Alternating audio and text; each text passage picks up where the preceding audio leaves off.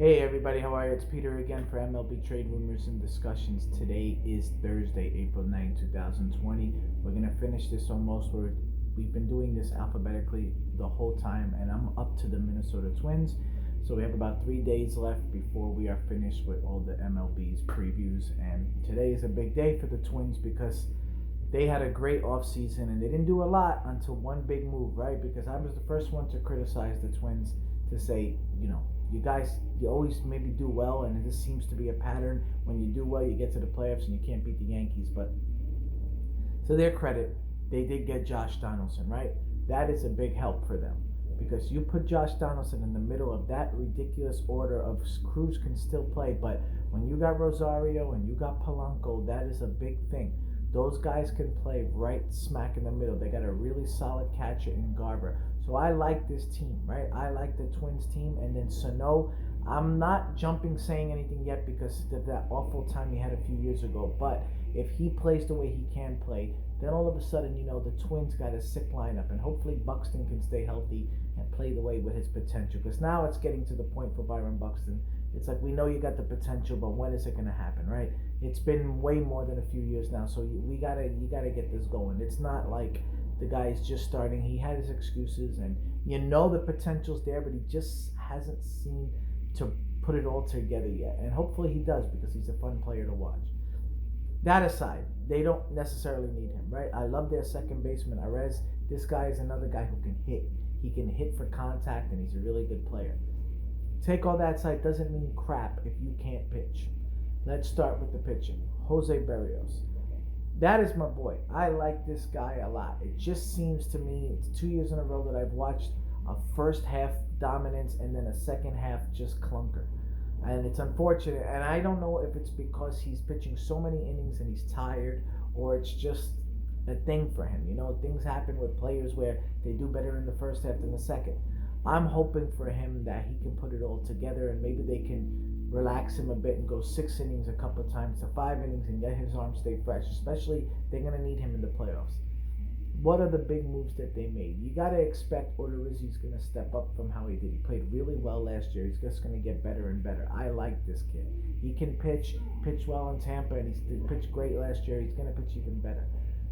But after that, where's the pitching coming from? For me, they made a couple good moves, and let's start with the couple veterans that they got.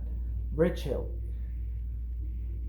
Yes and no, right? Rich Hill doesn't need to throw 90 something. He doesn't need to depend on velocity. He depends on his control, and it's great to have a veteran. You're going to need him if they play 162 games.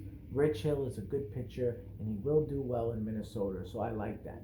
But the move that I like even more is Homer Bailey. Homer Bailey is just one of those guys that if he can stay healthy, expect him to win 13 to 14, 15 games. I expect that from him. I like him. He still throws in the mid 90s.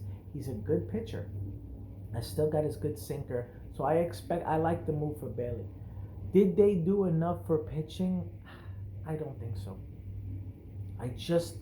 I don't see them able to go with the likes of the Yankees, right, or Tampa Bay if they're in the playoffs.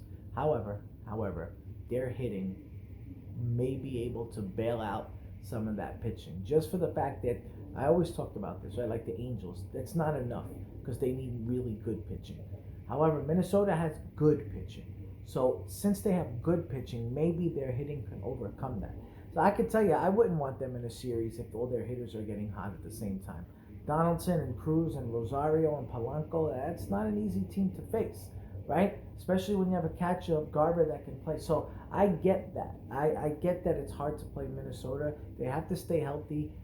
But again, you got to pitch. So they're going to need Berrios to be the ace that they have, and he's going to need to step up in the playoffs and take game one when they play.